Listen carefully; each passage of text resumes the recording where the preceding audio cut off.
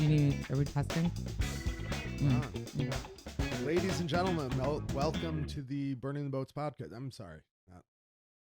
Dreamers, welcome to the Burning the Boats podcast. I didn't want to offend anyone, but thanks for stopping in. We have a fun episode for everyone. Why would you change seats today? Usually she leads off.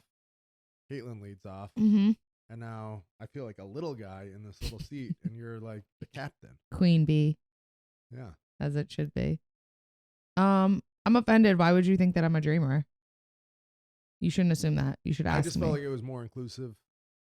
You should ask me. I'm sorry. So without getting too deep, obviously, Disney said they're like at their Disneyland and Disney World, they're like changing you're not going to see like any boys, girls, ladies, gentlemen, things anywhere. It's about time. Yeah. It's about time. Yeah. I don't know how it took so long, but the fact that they've eradicated that, I think, is a step in the right direction. Yeah. We're hoping that other people catch on to that. Yeah. Everywhere. Yeah. Including athletics. The fact that you're in WMMA, it's ridiculous. Yeah. Why do they force you into something that, everyone can't do? Yeah. It's not fair. It's literally WMMA. Yeah. It should just be MMA, and it includes everyone. I agree. But whatever. We'll take this small step in the right direction. Thank you, Disney. Shout out to Disney. Fun fact, Kyle's never been to Disney World. Yeah, I've never been. I never was really interested. That's kind of sad. I don't obviously, no, I'm sure no one's surprised. We're not fans of Disney adults. No. I don't understand it. Like people, oh my God, when I see people get engaged at the castle or they have their wedding there or just anything and I just don't, girl, I don't know. You love roller coasters that much that it's so expensive. Yeah, I have no interest. Someone tell me. I never did have an interest in. It's fun when you're a kid. I went 3 times. It was our senior. I went twice as a kid with my family, and it was like the best time. It's like insane. Nothing will it blows your mind when you're a kid. It's so awesome. I saw on one of those big, I guess Republican type Instagrams. I forgot which one it was. It had 3 million followers though, but they shared Jake Shields' tweet. Oh yes. And it was former MMA world champion Jake Shields sells all his shares of Disney. Damn, I didn't know Jake was long on Disney. Yeah. Well, I like that he stands up for what he believes in. Yeah. That's good. Sold them all. Wonder how many he had. Yeah, who knows? But yeah. What else? What do you want to talk about? No fights this weekend. It's crazy. I mean, well, all right. At first on Saturday, I was like, there's no fights. What do we do? It was so weird. I get almost a little depressed. Not depressed, but bummed out on Saturday. Especially if you're in camp. Right? Yeah. We're not going anywhere, we'd have no other plans and stuff. But then Sunday we watched ADCC. So those of you that aren't super into jiu-jitsu, it's obvious, it's, they call it the Olympics of jiu-jitsu. It's only every. But this was just the trials. Yes. To get into it. So it was all all the really elite guys like Gordon, Gary Tonin, Craig Jones, they're already in the tournament, but they're invited. Yeah. Trials, but it's enormous. I think there was over 1,000 competitors. Mm-hmm. And it was exciting to watch. I like it because it really is, I wouldn't even call it jiu-jitsu. It's just submission wrestling. It's a lot more wrestling heavy. Yeah. And I think the guys that do well are just really aggressive. Yes. That's it. Being aggressive and not stopping on the edge and heavy hand fighting and scrambling. That is almost more important than the technique in a lot of the matches, I think. Yeah. I think that and understanding the rules too. I've seen a few guys accidentally pull guard when there was points on. Right. And they lose because of that advantage. It's hard in jiu-jitsu because even for no-gi, there's every tournament and has there's so many different rule set, kind of like wrestling, how they have freestyle. Right. But there's so many, and that people that compete, they might have competed the week before in a different style of points, different style, a different time, timing and everything. Right. So it's, even though you know the rules, you gotta, to be able to not make mistakes in like high pressure situations is pretty tough. But and they really don't have a lot of tournaments throughout the in between No, they don't. ADCC tournaments where they have those rules. I think watching it, I like it the best. I think it's the most action packed. And the matches are a lot shorter, which I like. Matches are shorter, so they're going the whole time. I like, as watching it, like usually it's hard for me to watch jiu-jitsu. I usually only watch people that I train with that I know, and then that's exciting. But sometimes even that, I'm like, oh, this is like one of my friends, and I'm watching it and I'm still not super into it. But the ADCC, I was catching myself. I had it on all day because you don't know when people are going to go on. And I was like getting into matches that I didn't know either one of the people. So I thought it was pretty cool. There's one thing that I thought I kind of get a kick out of, but one of the most impressive people in the tournament was Nicky Rod's brother, Jacob Rod, J-Rod. I know, just J-Rod. Yeah. But I think he had like 6 submissions in a row, like submitted every single person that he competed against. Looked amazing. And then today, on a lot of like people's social media, like on like Facebook and stuff, I'm friends with like, a lot of different wrestlers and stuff that I don't really know the people, but I see their posts, and everyone was like, J-Rod proves again that wrestling is superior. He's only been doing jiu-jitsu for a year, but he was a New Jersey wrestler and it proves that he could beat black belts with wrestling. Like, no. That doesn't mean that. It means he really learned a lot of jiu-jitsu and is very proficient at jiu-jitsu. Submissions, passing guards, taking backs, jiu-jitsu. He's really good at jiu-jitsu. To say he's good because of wrestling is ridiculous, because you see all the time, like legit wrestlers, like very high-level wrestlers, Pat Downey, Anthony Ramos, Bo Nickel, they go into jiu-jitsu for matches, or Pat Downey did a couple tournaments, and those guys are world-class wrestlers on the national team, world team. And they don't do well.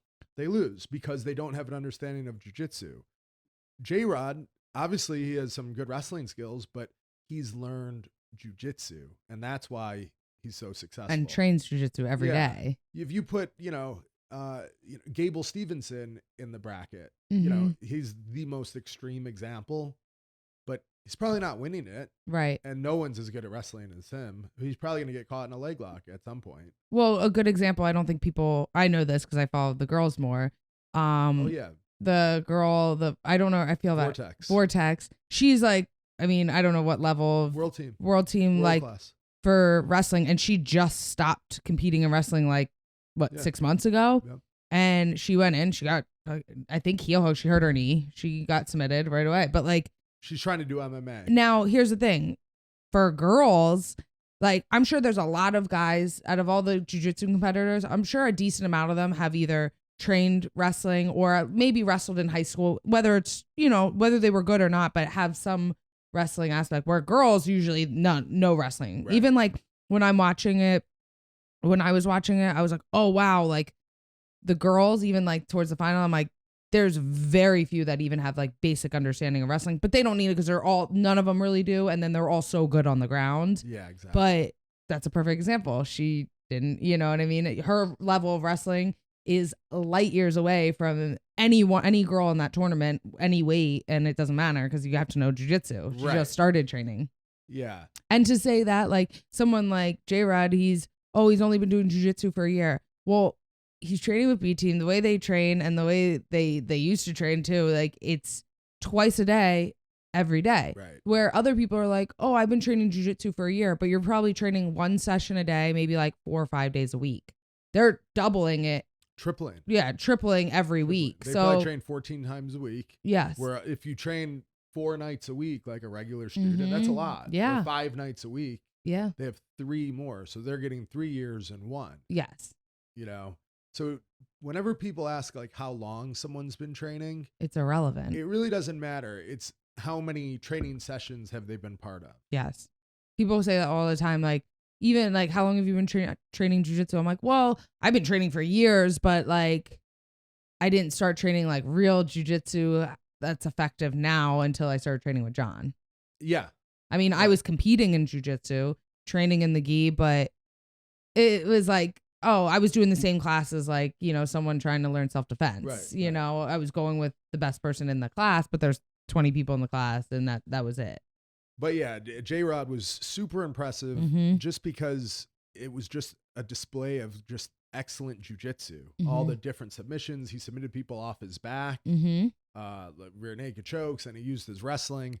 But you can't just be a good wrestler, because for wrestling, people probably would say, he's not like an accomplished wrestler. Right. But he's a tremendous grappler. And the same with his brother. His brother did tremendous his first year in it, but he was, had wrestling experience, but there's certainly far better pure wrestlers than him. You're right. But of course. He jumped right in and finished second in the ADCCs. Yeah. But some people just, know how to grapple. Yeah. It's a little different than, just the wrestling. Yeah. But wrestling fans they're just haters. He's a blue belt and he beat all these black belts because of New Jersey wrestling. I'm like, no, he's just really good at jiu-jitsu. Yeah, exactly. They're almost like haters, a little bit of hating, and just want to say that they're better. Their sport's better. Yeah, there's still a little bit of rivalry with that. Like, yeah, I don't get old school that. wrestling people think like wrestling is still so superior. They think it's superior to MMA, to anything else. I think for wrestling, when you're growing up, like as a kid, it is like the tough sport, because there is no, as kids, maybe now it's a little different. There's no boxing. There's no MMA. Like when you're a kid and stuff, you're comparing wrestling to football, basketball. So it's always like, this is the toughest sport. I mean, I think it is the toughest sport. Yes. But a wrestler can't beat a jiu-jitsu guy in a grappling event. Right. If there's submissions involved, the wrestler can't win. Right. But what I'm saying at the high levels. But what I'm saying is, then I think and high school is such a school sport, for most people, that then once they have to go out of there into the real world, like, it's like, they're like, well, I'm a wrestler, I'm better. It's like, you can't let go that there's other sports beyond school that people can compete in and be tough guys. Yeah.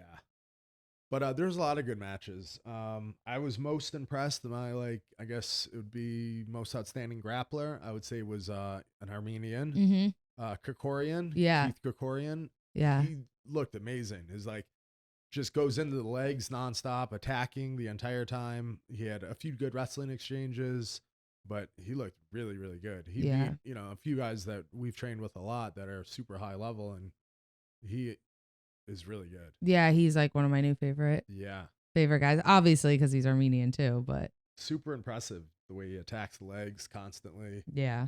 He could, he full game. When does the actual ADCC tournament?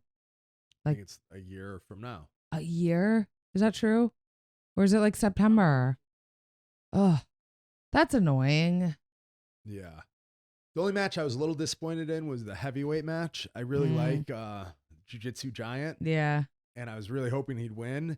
And it just looked like he forgot the rules or just made like a little mistake. He pulled guard with, in the heat of the moment, just kind of forgot. Seconds left. Got a negative point and lost. Yeah. Yeah. But that's why you have to really understand the rules. He's never competed there. He's only 19 or something. He looked like he just forgot the rules and it cost them. But he looked amazing the entire tournament. This guy is 6'8", 330 pounds, and he's like inverting and doing inside heel hooks on everyone. This year, right? That's what I thought. Yeah, September. Okay. So it was a year from the West Coast or East Coast trials. Yeah. But with Jiu-Jitsu Giant, you trained with him at Enzo's, and he makes you look like a small guy. Oh my God, yeah. He's he was definitely over 300 pounds. Yeah. He lost a little weight, it looks like, but still. He's so big, and he moves and he's just turned 20, I think. Yeah, and inverts and goes into inside heel hooks. Wild. Crazy, yeah. 50-50. It's pretty impressive for someone that size. I know that we shouldn't always talk about wrestling because a lot of people don't care. Yeah. But another thing that I've been seeing a lot of, and Zane, I want you to chime in on this. I've seen a few threads that say the NIL is destroyed NCAA wrestling. Are you familiar with the NIL? Elaborate, please. So now in NCAA athletics, you're able to use your name and likeness to make money. That is not destroying the sport at all. Well, so listen. So it never used to be, you were never allowed to do that. So, and that sucked because you could be like a Heisman Trophy winner for Alabama and most famous person in the country, but not make $1 off advertising or marketing. Bring your mic a little bit closer to your face. The people need to hear this. Or marketing. And people always criticize that. Like, well, these, Alabama football team makes, hundreds of millions of dollars for the state and for the school and everything else, hundreds of millions, and the players didn't get anything. They're like, oh, they get a free education. But this year is the first year that passed. So now what's happening is these elite programs like the Penn States are in a position that they have like such a strong alumni base that they could just buy the wrestlers. So everyone else gets 9.9 scholarships. Every team in the country, whether you're Hofstra or Penn State, you get 9.9 scholarships, and you have to spread them out evenly. But now these elite like programs could use all their scholarships and then just buy, the number one recruit and be like, well, we're going to pay you $100,000 a year to wrestle for us. And then they could get anyone, like an infinite amount of scholarships, as big as your alumni base is, as big as that fund is. That's, as big as how much you could, buy athletes. So it's kind of like people are comparing it to be like, oh, well, Penn State's going to be like the Yankees. Right. Just buying the best players. Well, what's wrong with that? Well, I don't think there's anything wrong with that, but I think you do need to change the divisions then. I think the one should be like certain teams with like that have the ability to pay their athletes should be a different division. And then the other one should be a traditional NCAA tournament. Like maybe there's 10 teams. There's 10 teams that can do it. Probably not even, but let's say there's 10 teams. I think those 10 teams that have the funds to pay for athletes, they should be in their own division. And it's like a amateur professional, right. Not amateur. It would be professional wrestling league for college students. Okay. And then the other one, if you wrestle at some small state school, like, Bloomsburg University, it's a Division I, they're competing against Penn State, but they have no budget. They can't buy someone. So they have to rely on like, recruiting and, reputation. Yeah. But so a lot of people are saying that they don't like that. But I think it's a great thing. I think that the athletes should definitely get paid. I think it's great. I mean, from an outsider, I think whatever, it's good. If you're good enough to get paid, then you deserve it. And if you're not good enough to get paid, then you have to go somewhere else. I think you have to at least separate it though. Because that you really are having amateurs versus professionals. Yeah. Right. And that's isn't it kind of like that anyway already? Not really, because they all have the same 9.9 scholarships. But yeah, of course, Penn State has just because it's more favorite coaches and everything else. But that's based on their own coaching and building their the program. history. It's not like if Elon Musk started donating to Hofstra, right? They'd have the best team. Okay, right? You just buy the best players, right? So it changes the dynamic quite a bit. Thoughts, Zane? I mean, I feel like wrestling definitely needs this. Like just like looking at like all like the people like who have like won a championship but like weren't good enough to wrestle at like the international level. Like once you're done with college, like then what? You know what I mean? Like you can either make like the national team, which is like just one person and then maybe an alternate. And even then like you make no money. Like you know this better than anyone. Right. Yeah. Like think about how many guys you train with at the training center like who don't have careers anymore. In athletics, yeah. I think that just if you have your name and likeness, you should have always been able to make money on. But I don't feel that a booster should necessarily be able to buy the teams. If they start buying the teams, buying the athletes, then I think you have to set that into a different category. And that's pretty tough to do. Do you mean like an outside person could like a booster, an alumni could, let's say I wrestled University of Buffalo. If I say, well, I want, if Gable Stevenson was in high school still, I want, or even if he's in college, I want Gable Stevenson to transfer to Buffalo. And if I had, if I was a billionaire, I could be like, I'm going to give you $1 million a year for you to wrestle for University of Buffalo. He would do it, and you're allowed to do that. You could transfer at any time. I think you should be able to make money off your name and likeness through sponsorships, but I don't know if it should you should be able to change teams like that, because then it becomes like. Well, that's what I just said. It's the Yankees. Yeah. But I think that's okay too. But I don't feel that it's fair to compete against a traditional college program versus, a big money. I 100% agree. I thought you were just talking about like sponsorships. No, I did not. Yeah. No, and that's how it started. But now it's heading. What's to say? Well, a sponsorship. Yeah, he's sponsoring him. But he puts, burning the boats on the back of his singlet, and then he wins. Yeah. If we had to sponsor a college athlete, who would we sponsor? Ooh. I don't even know any. I mean, you'd want the best guys. I mean, would you want the best guy, or would you want someone that just like stands out? I mean, that AJ Ferrari's pretty cool. You like him? I mean, he's kind of fun. Yeah. Yeah, he's fun. I guess he's pretty fun. Yeah. I wonder who. I think. But I mean, he's probably not the coolest. I don't know. I like. I don't know. There's a lot of good guys. I really would want to sponsor Spencer Lee. No, Spencer Lee. He's my favorite. Spencer Lee. I like that. Yeah. I like Roman Bravo. I like him too. Yeah. Yeah. He's just so like Spencer Lee. Yeah. So the NIL. So that was just hopefully that didn't lose everyone, but it's something that I've been thinking about anyway. Something I want to know if you've ever thought about. Do you guys notice when you go to like the grocery store or wherever, and you go to check out, and they're like, say your total is like $214, and they're like, oh, do you want to round up to $3 and for some donation? Yeah. And they always they used to ask you like directly. Now it's all on the keypad. Right, yeah. And sometimes they still do it, or like, do you want to make a donation to It's like $1 or $2.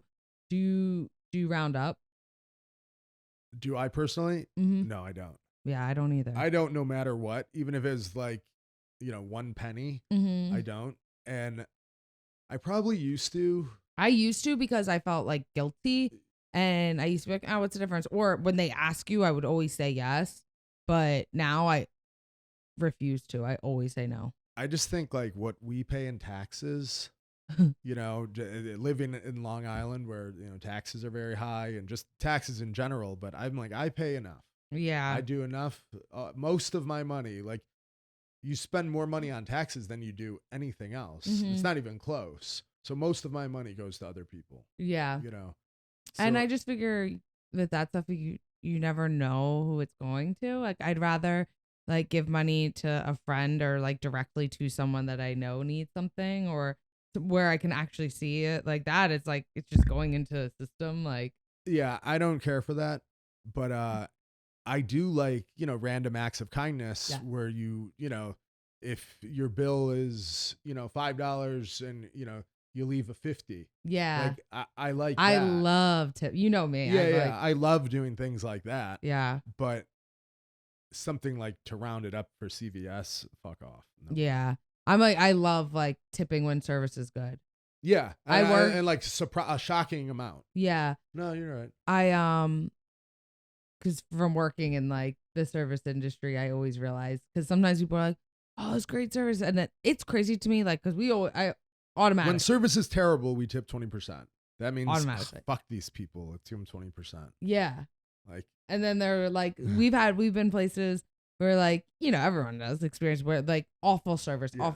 They're like, even if they're rude, then it's like 20%. It's standard. That means 20% is the equivalent of no tip. Right. But so then the thing is, if you're tipping someone that's so rude 20%, then if someone's like going way out of their way, doing something, you can't give them the same as your same percentage. You got to give them a little bit more. And the funny thing with that is too, you ever see sometimes on the receipts, they'll have like 15%, and it'll be like Tells you what it is. $2.47.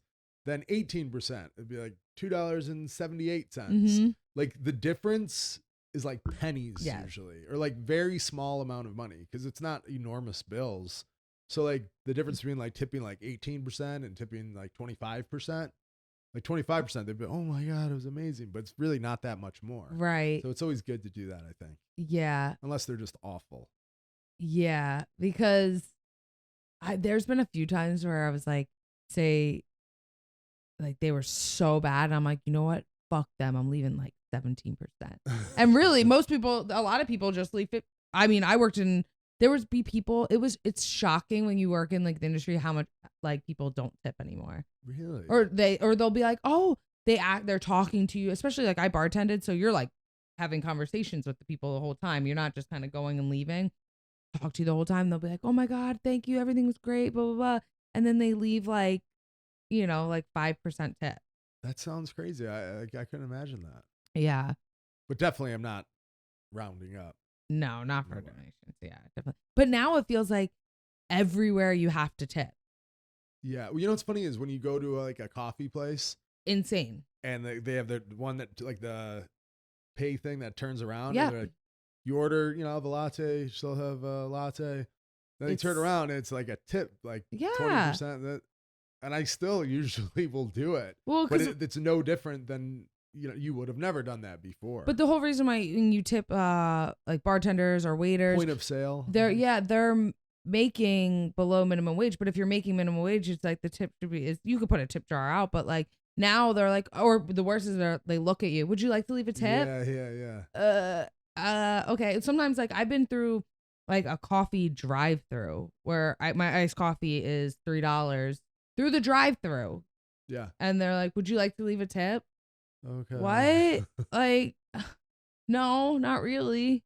Yeah, that's a new little. And just for me, that started a strategy. lot in I think during COVID, and then because I think during COVID they were places that didn't do that before were like, oh, would you like to leave a tip because it was like hard times. It's like, all right, we're done with that. So you kept that around. Doesn't really work like that. But no, we're not. So you definitely aren't a rounder upper. No chance. No way. Zane, do you do this at all? Do you even know what we're talking about? Rounding up? Yeah. Like when I'm going out to eat? Yeah. Always. Like if they ask you, like usually at CVS. Oh, they get me all the fucking time. You feel bad. I can't stop myself. I used to feel bad and uncomfortable. Now I'm just like, I'm like a grumpy. I also say no matter what. I don't pay taxes, so I feel like this is like my like duty. It's like I have to. That's true. And like the way the cashier looks at you when they ask, it's like you're a piece of shit if you don't. And I'm like, I know I am. Like, do you want to donate to children's cancer? No. Yeah. You know what they do at like Home Goods? They like around Christmas time, they're like, oh, would you like to donate for the kids with cancer? Blah, blah, blah. And when you do it, first of all, the line at Home Goods is always wrapped around. Like it's always like 30 women deep. And when they do it, they ring the bell and everyone claps. So you're waiting there and you're hearing the ring, the ring, the ring, the ring. So now when you go up, the whole store knows you're not doing it. Wow. I don't do it. Yeah. Because now I'm like, but you're bullying. You do your random acts of kindness all the time. Yeah. You do lots for people. Yeah. Because you're not selfish. No. But yeah, I get it.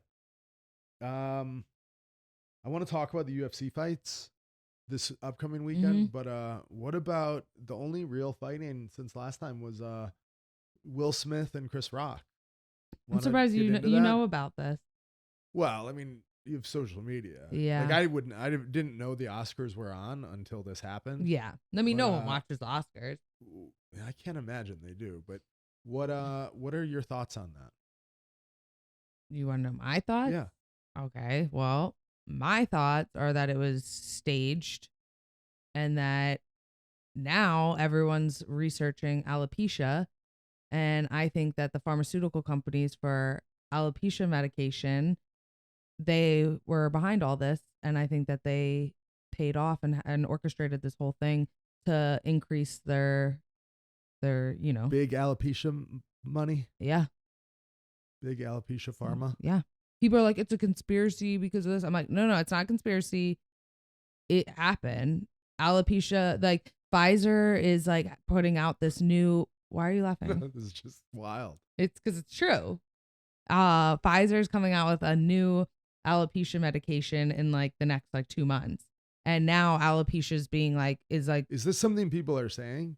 it's happening. But the people. You think I made this up? I don't know. You think I made this up in my head? Probably No, not. it's happening. People are talking about it. And They're trying to hide it, but if you really look in the right places, you can find this information. Into it? Yeah, look into it. But does that sound crazy? No, nothing sounds crazy to me anymore. I mean, pharmaceutical companies, you think Yeah, they're really nothing. like concerned about you? No. Nothing sounds crazy to me. But I mean, watching it, I didn't think that it looked fake at all. Mm-hmm. But of course, they are actors. Yeah, But best actors I don't in the think world. it was fake at all. But I was really disappointed in Will Smith. And the only reason I say that is because I know I've seen a lot of people say this, but I don't think he would have done that if it was, someone else. Yeah, some like The Rock. Right. Like, I don't think he would have smacked The Rock in the face. I didn't realize, everyone keeps saying this, I didn't realize like how old and small Chris Rock is. Chris to me, Rock, I'm like, aren't they the same? Chris Rock's like 58 years old and he's like 130 pounds. Yeah, I didn't know that. I thought they were like the same. He's a tiny little guy. Okay.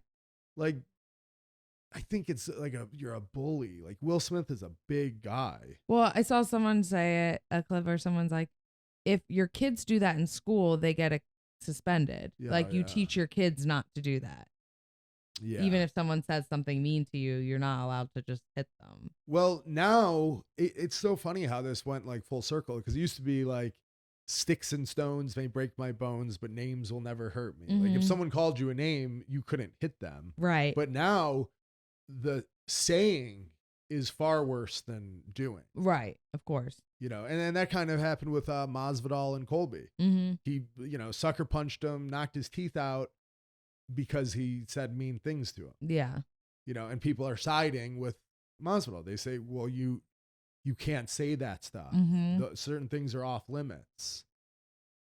So I don't know. Like, I just don't understand how that happened. I don't understand how like grown men get so mad about things people say. I don't know. I just feel like maybe people could say like the nastiest things to me, and I'm like, oh, okay. I'm not gonna like hit you. Like, even if like it's really mean stuff. Like, you're allowed to say that. Like, I might try to like walk away or not talk to you, but I don't know. I don't really understand. I couldn't imagine getting that upset. But what if someone was saying something about me? Saying something? Yeah. No chance. If you got up, I would be mortified. Yeah, I mean, way. you wouldn't. We were just what would I have to say for you to slap me? To say? Yes. Nothing. You could say anything you want. Yeah. Really? And I wouldn't be like, Yes. oh my God, why don't you stick up for me? I've never been offended by anything in my entire life. Like, nothing. Because if someone, like, the only way you could offend me is if I have like a level of respect for you to begin with, or I like you, then it maybe not offend me, but hurt my feelings, I suppose. But if someone says mean things to me, it does nothing to me. I'm like, well, they're a loser. Yeah. Like, I like looking through, like, when MMA Junkie posts your fights, Mm-hmm. I love looking through that and reading, like, there's so many mean comments about it. Oh my God, they're so. But, like, you don't at all No. get offended. No, we like laugh about it Yeah. because it's just so like. I mean, there's probably You're more. just a loser. If you're making fun of someone for anything, Yeah. you're just a total loser. Yeah. Yeah. Like, there's something wrong with you. Normal, like, successful people don't just make fun of people. Mm-hmm. And Chris Rock is super successful, but he's a comedian. That's their job, is to make fun of things. Every joke is at someone or something's expense. Mm-hmm. And yeah, he just made a joke that, maybe it was not the right thing to say, but I don't think he knew about her condition. But you're not allowed to hit people because you don't like their jokes. And I think it looked like even more cringe that like when you watch the replay, how Will Smith was laughing. Yeah. And then it was like, oh, okay. Like, come on. I saw a very funny thing. Do you know who Ricky Gervais is? I know that name. Yeah, he's a comedian, very, very, very funny, from England. Okay. And he said, I would have never said a joke about Will Smith's wife's hair. I would have made a joke about her boyfriend. Yeah, yeah. Like it was Exactly. funny. Yeah, yeah. But I don't know. I guess some things are off limits, but I wonder if I it's going to get to a point where, I mean, Will Smith is, I mean, he's above the law, above rules. Like, you know, Mhm. a normal person, like if it was me, I would be in jail. Right. But he's obviously above that. But I wonder if it'll ever get to a point where even, you know, regular guys could hit someone because they say something mean about him. Well, I mean, Chris Rock could press charges if he wanted to. He 100% could. I don't know. Just like Colby's doing to Masvidal. Yeah. He can do that. Because that's not, you know, most people would. Obviously, Chris Rock's not going to. But Yeah. most people would. Even if it was just like a little slap, they would do it just to be like, oh, fuck you. You can't do that. Now I'm going to, like, fuck you. Yeah. You know? Really crazy. But yeah, that's all I want to talk about for that. But weird event. So that happened. And then the following day, I, for my first time ever, had jury duty. Oh, yeah. And so obviously we're just sitting in a room for hours before anything happens. And I'm on my phone. And I was kind of annoyed that happened the night before. Because then I was like, man, the only thing on my phone is just that. Like after the first 10 minutes of looking at the funny memes, you're like, all right, I get it. You know, so it kind of ruined my jury duty day. Yeah. Because you dominated your feed. Mm-hmm. That was it. Yeah. It's so funny when people like share stuff like that. Unless it's your like a creative, funny meme, just to announce it. Like everyone knows it happened. You don't need to. Yeah. Yeah, I don't know. But yeah, that was my first time doing jury duty and I was so nervous. Yeah. That's like that when I was there, I was like almost started, I think like you were breaking a little bit. I was definitely breaking. Yeah. I think because you're like, I realize I'm not used to listening to people. Yeah, no, when I was sitting there, I'm like, wow. I'm like, I looked up and when I saw the ceilings, those tile ceilings, what are they called? You know what I mean? Like in schools, like yeah, drop ceiling. Yeah, where the ceiling where you can press it up. Once I saw that ceiling, I'm like, oh, I don't like. I'm in school. And I don't like being. I'm not in build. I'm at the point in my life where I'm not in buildings that are like that. Yeah. And I don't. I mean, obviously, I feel like you're a teacher or something that's different, but I'm like, oh no, this makes me uncomfortable. There's like fluorescent lights and that ceiling. I was like looking up at it, and I was just sitting there, and we weren't allowed to do anything, and I'm like, oh. And you have to follow procedure. Like you have to sit here. You can't do this. You can't do that. Like no one's laughing. You haven't had to follow like a procedure. I'm not used to people telling me what to do. Right. I mean, I realized how crazy that is that some people live their lives like, you know, obviously that's most people's job. Yeah. Any job, any office job, you have to do that or anything.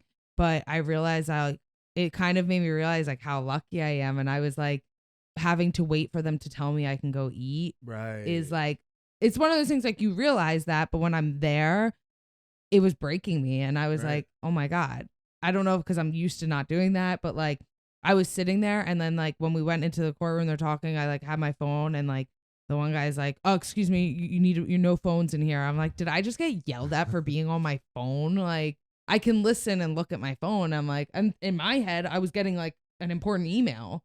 Right. But I can't like, which I get it. That's how it works. But I realized I was like, oh, I don't do well when people tell me what to do. So your one day of jury duty, that is kind of like if you had like a government job, that's how it is. Yeah. That's how it would be the whole day. And that's insane to me. Yeah. Like you know that and you're like, oh, it's so easy to be like, oh, I could never work an office job or a 9 to 5, whatever. You could say that. But then and I was there for one day from like people do that for 9:30, 9 to 5. It was there 9:30 to 5, and I was like, oh my! And when I got home, I was like, oh my God! Like at first, I was like, are they gonna let us out? Like I don't know. It was like 5:08, and they still didn't let us out, and everyone started freaking out. They're like, they said 5 o'clock. It's 5:08, and I was like, oh my God, everyone's. But yeah, you're just out. Not used to procedure. And having to follow rules. Way, and I didn't know that like places still do masks. Like we didn't have.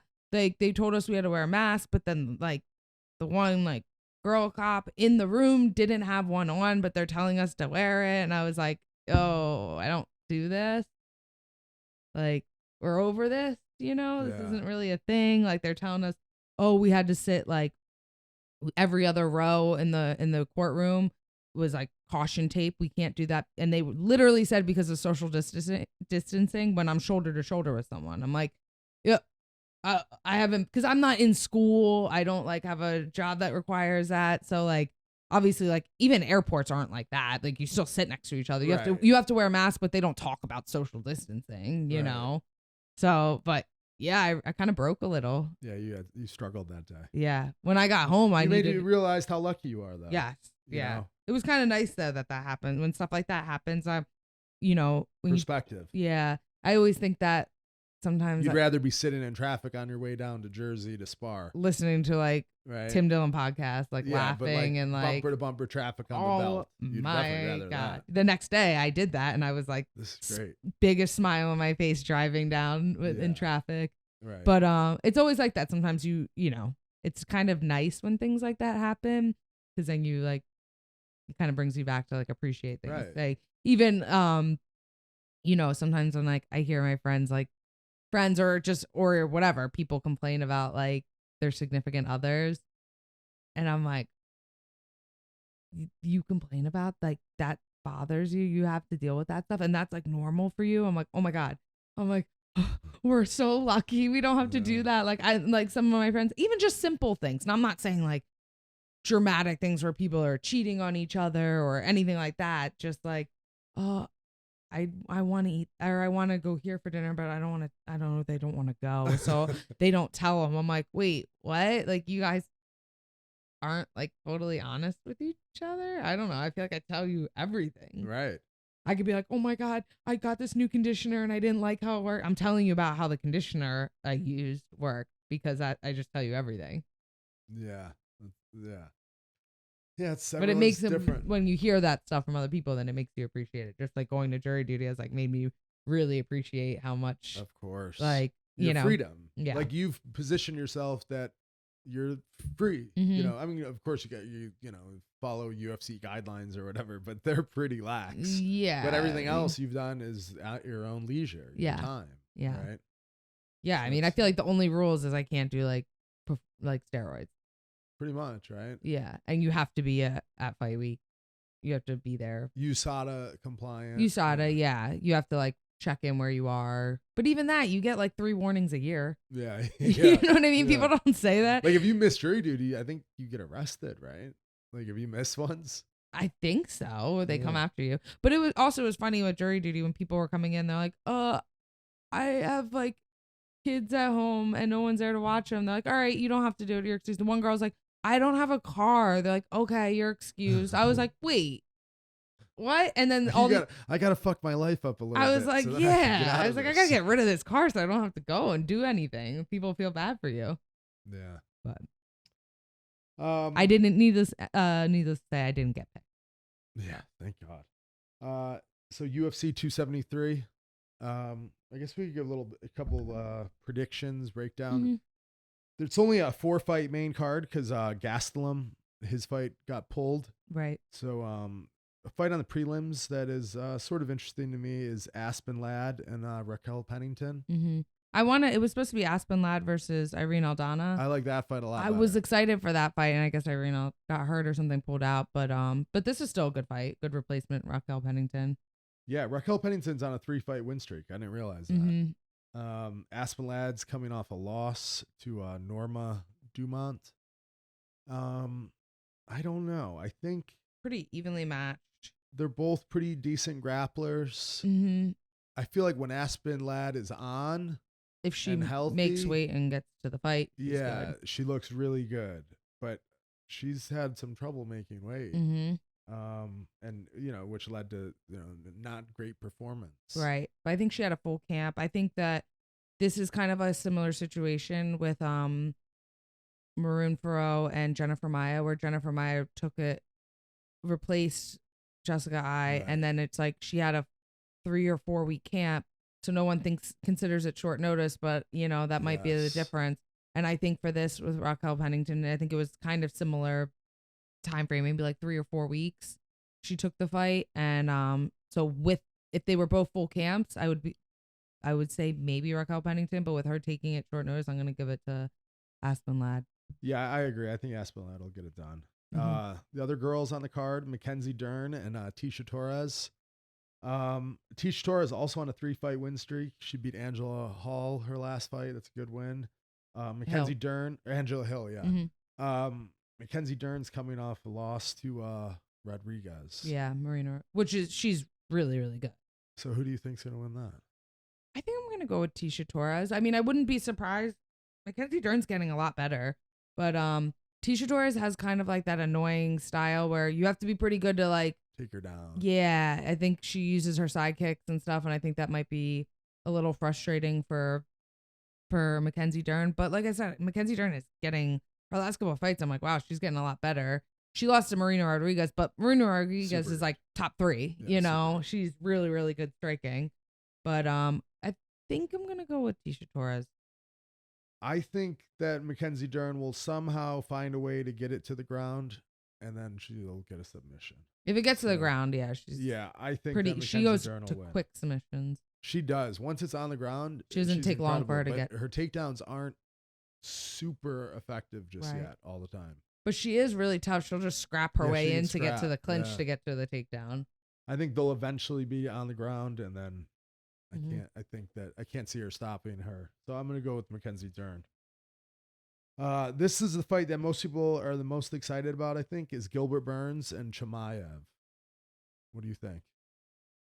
I mean, I feel like I'm thinking Chimaev, but then I'm second guessing myself because I'm like, am I just drinking the Kool-Aid? I mean, and underestimating Gilbert Burns because Gilbert Burns is so good, and Chimaev hasn't really. I don't know. I have no idea. Yeah, I don't really I could either. see Chimaev going in and like, you know, taking Gilbert Burns out in like the first 2 minutes, or I could see him getting like fucked up and being like, well, of course it's Gilbert Burns. So like, I don't know. I mean, Gilbert Burns has so much more experience. Mm-hmm. Chimaev only has 10 fights. Gilbert Burns has 8-1 his last 9 fights. And it's like Damian Maia, Usman, Woodley, Thompson, Gunnar Nelson, like all like name people. Like his last 5 opponents are like big name fighters. Right. Chimaev has never fought anyone close to the level that Gilbert Burns has fought. But everyone just says how great Chimaev is, and he's going to just walk right through him. But if he runs over Burns, like just demolishes him like everyone else, then, you know, he's, could probably beat Kamaru if he runs through Burns. Yeah. But, I think if he wins, he pretty much has to get a title shot, I think right? So. Yeah. Because you can't have him fight Colby after that, because what would happen if it would suck if Colby beat him? Yeah.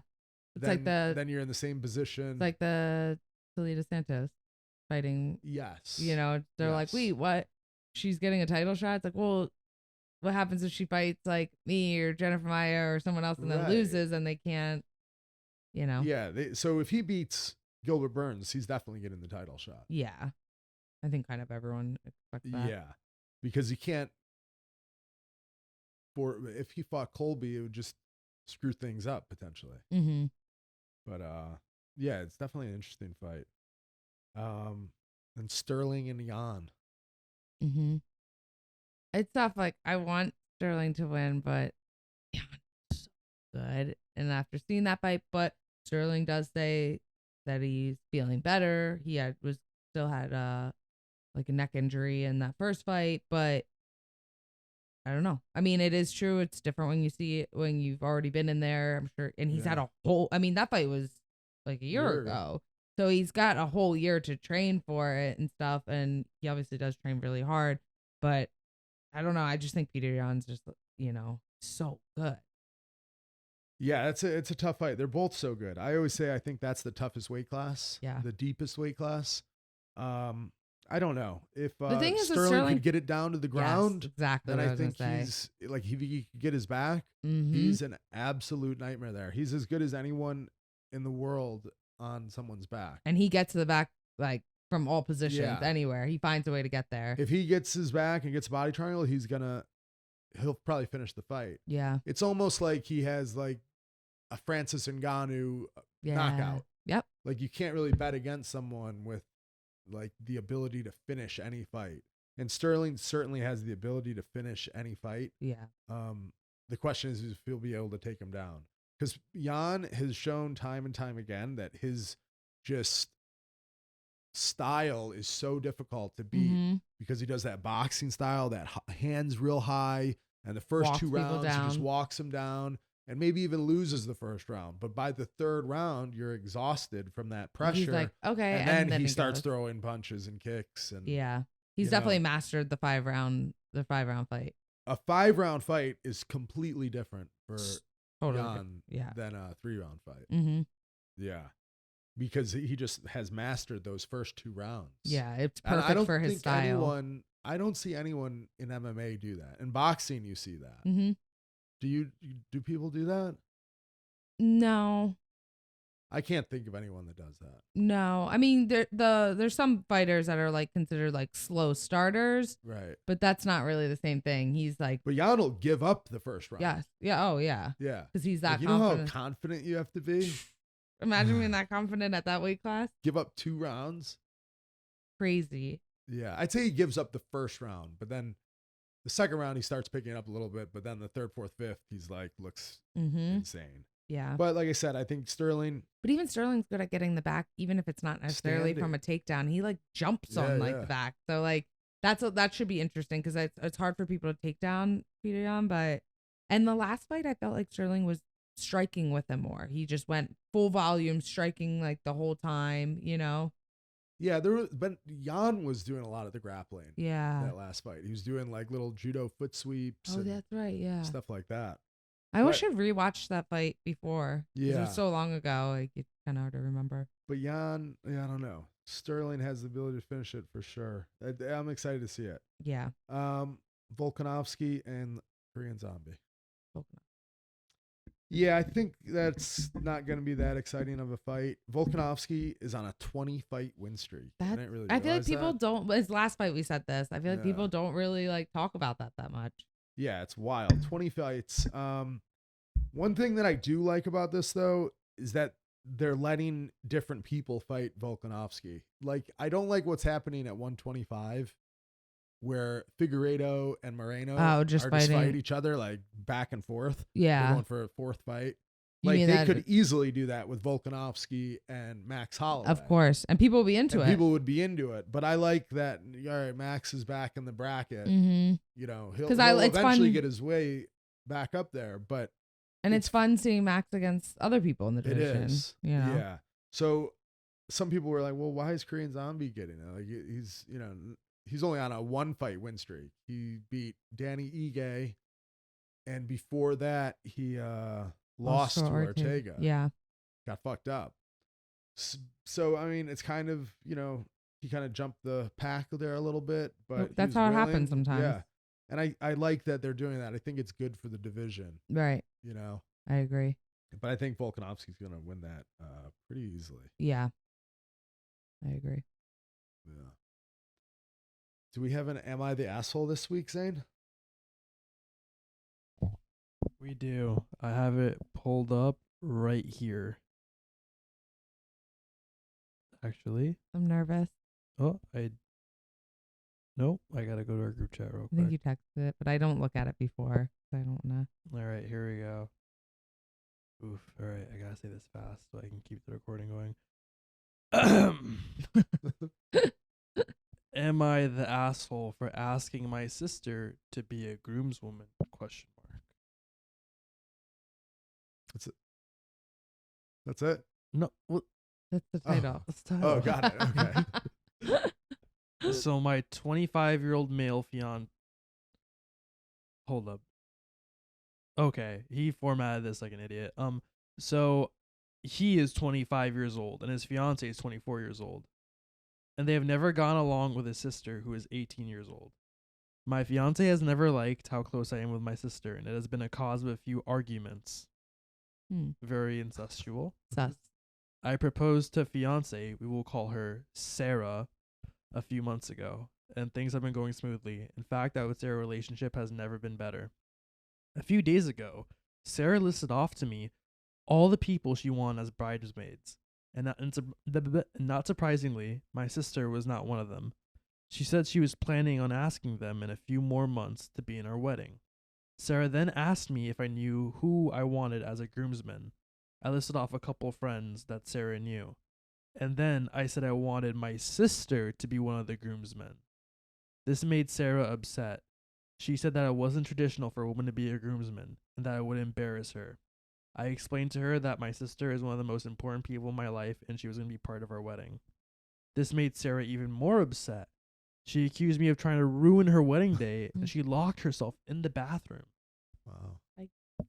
It's been a few days since this and we haven't spoken at all. Many of her family members have reached out to me and asked me not to include my sister in the wedding at all. And that Sarah should be the most important woman in my life, not my sister. My sister heard about all of this and told me that it was okay not to invite her. I stood my ground and told all of them my sister would be included no matter what. Am I the asshole for doing so? You want me to start? Go ahead. Okay, there's a lot there. But first and foremost, 24 and 25, you're too young. It doesn't make any sense. Yeah. It's ridiculous to even think about getting married at 24 or 25 years old. And the sister's 18. Like, this is all like very childish. Childish. Yeah. So if you did have a super close relationship with your sister, to make her a groomsman and then she stands with all the guys and the other opposite, the girls, I think that is kind of a little weird. But if you want to get her involved, maybe, if it's a traditional ceremony, you could have her do a reading or, something like that. There's other ways to get her involved, I suppose. But who cares?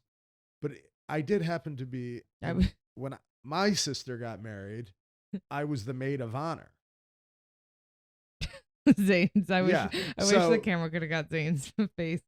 So what happened was, though, they didn't have a wedding party. They had no one. They just had a best man and a maid of honor. So his brother stood up there with him, my sister's husband, and then I was my sister's maid of honor, and I just stood there too.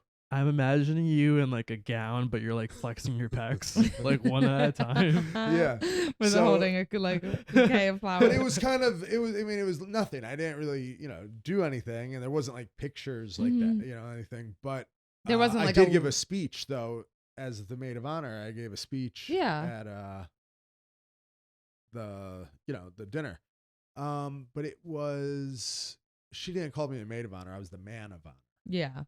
So I get it. You want them involved, but if it bothers your wife, then that's what matters. Then you don't do it. Yeah. I see both sides. I think if it bothers your wife that much, and just let it go. She should become like, some people don't agree with this, but your wife should be more important than your family. Like, cause that's your family and it's like you two, but also I think for her, I don't know. I'm not into the whole, it's the bride's day and everything she wants. Like, it's just. See, I am into that. I mean, I am, but like, it's not, I feel like just because you're getting married, it's not an excuse to be a bitch. Right. Like, and a lot of people are like that. And they're like, well, this is my day. So whatever, it's whatever I want. It's like, all right, chill. It's a wedding. Like, no one gives a fuck. But I think if she didn't want the sister in the wedding, that's her choice. It's whatever. She has her friends in it. That's fine. Didn't want his sister in it. If I were her and then he was like, oh, well, I'm going to have her. If I really didn't want the girl standing on the side with the guys, because that does look a little weird. I mean, it's not a big deal. I mean, people do weird stuff at weddings. So it's not the weirdest thing. This happens like a lot. Of course. But if I didn't want that for the aesthetics, I would be like, okay, well, then I'll just put her in mine at that point.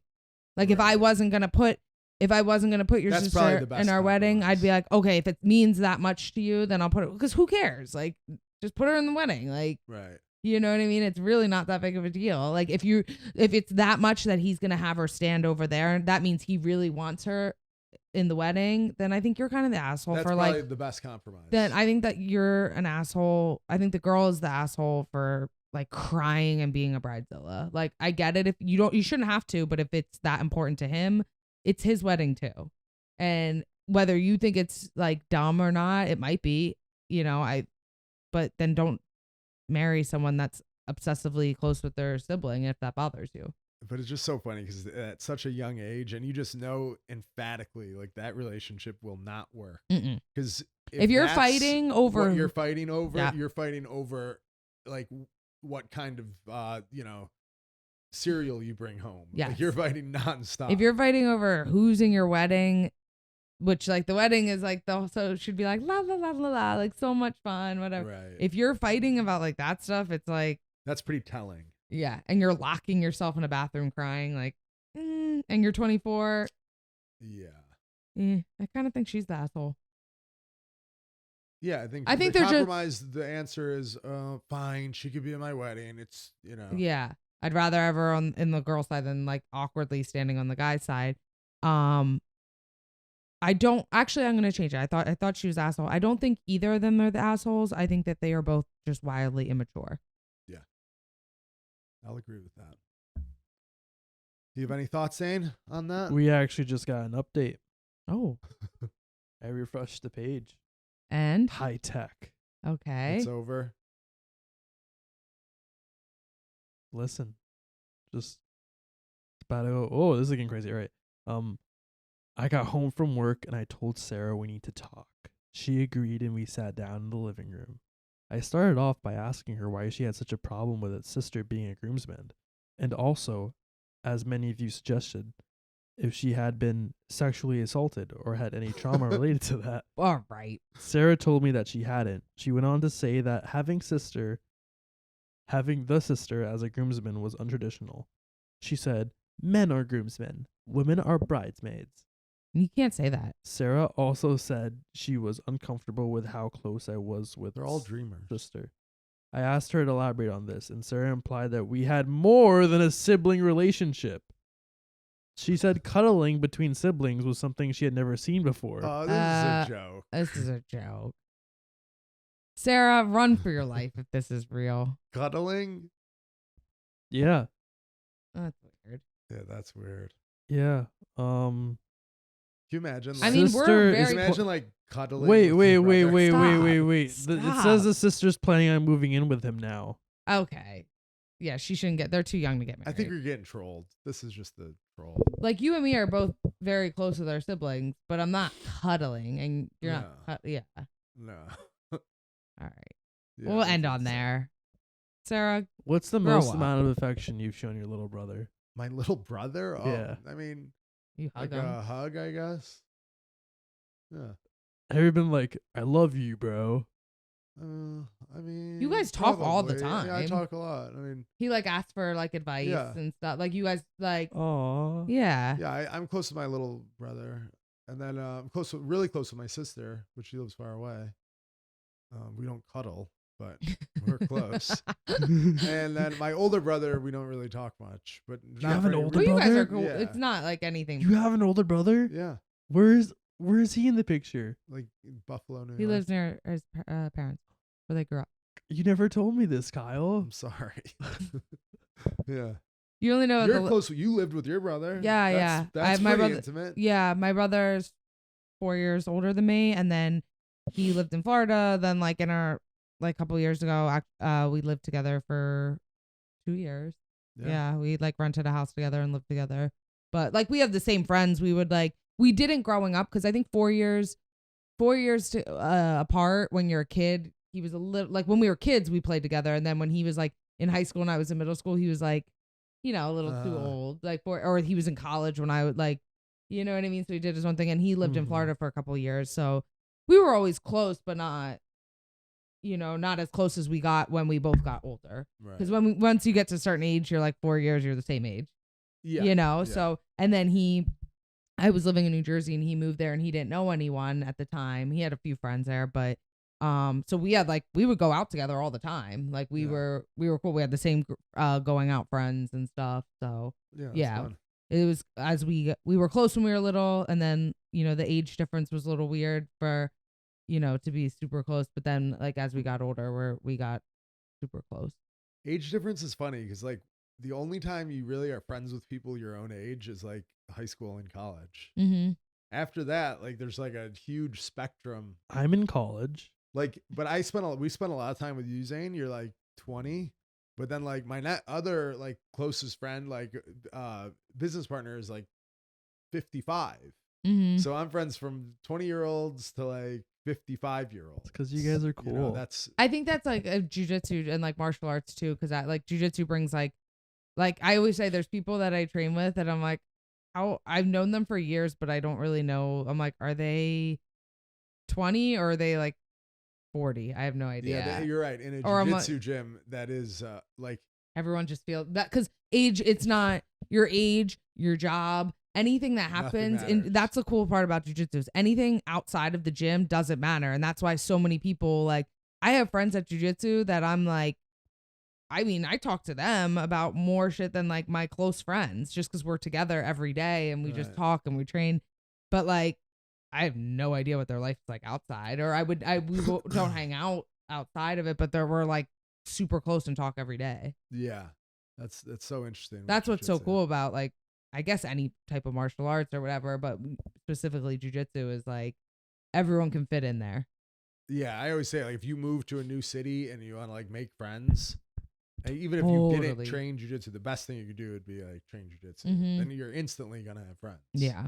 Because otherwise, imagine like moving to a new city like and not doing something like that. Yeah. I would have no friends. I would never have one friend. Yeah. Every friend I have is from like, you know, training. wrestling, jiu-jitsu, fighting. I don't have one. I've never made like a friend. Yeah. You're not like going. Yeah. I don't know. Because even if you're just like, you go to a regular, like an LA fitness gym, you're not going up to someone up, like, bro, give me a spot. What's up, bro? What are you doing this weekend? Want to catch the game? I mean, I think like me and you didn't like meet through jiu-jitsu. What do you mean? I like met Caitlin through jiu-jitsu, but then I came. That's through jiu-jitsu though. But that's through Caitlin. But it's still tied into. Zane's likes you more than me. No, so. but it's still I did tied. Not ever say that. It's tied into jiu-jitsu though. If it wasn't for jiu-jitsu, you wouldn't be here. That's true. What I mean. Because if you didn't train jiu-jitsu, you would just be like a typical college kid and only hang out kids on your like that go to your school. I would be doing so many drugs right now. Oh my god. Well, wait, why is jiu-jitsu preventing you from that? Like, why? Yeah. Because I'm motivated to come train. Yeah, and I feel like you're around other people where you're like, oh, okay, it kind of keeps you in check. Where you're like, I can't just like do all these like crazy drugs. And I mean, there's people I'm sure that at jiu-jitsu that do that too. Yeah. But like, you know what I mean? You're around other people. Just saying that, Zane. Saying what? That's what you would do. Drugs? Yeah. I don't know, man. Maybe not that, but like you'd be partying a lot more. You just focus on school. I was like 180 pounds before COVID. I did a lot of jungle juice before you started training. Yeah, drink a lot of jungle juice. I love jungle juice. I loved. I don't know. Yeah, I don't think I like it now. I would drink jungle juice and like fail to talk to women. Yeah, I mean that's standard college. I mean I did the whole college thing too. So yeah, you're way more mature in college than I was. Definitely. Oh my god. Well, yeah, that's still through jiu-jitsu. Yeah. Yeah. Yeah. You guys are great. Yeah. All right. Anything else? No. Fuck Sarah. We're gonna have a guest on next week, no matter what. Really? No matter what. Okay. Who is it? Announcement coming soon. You're not even gonna tell me? No. But we'll have a guest on next week. Make sure you like and subscribe to our YouTube page. All right. Thanks, guys. Bye-bye.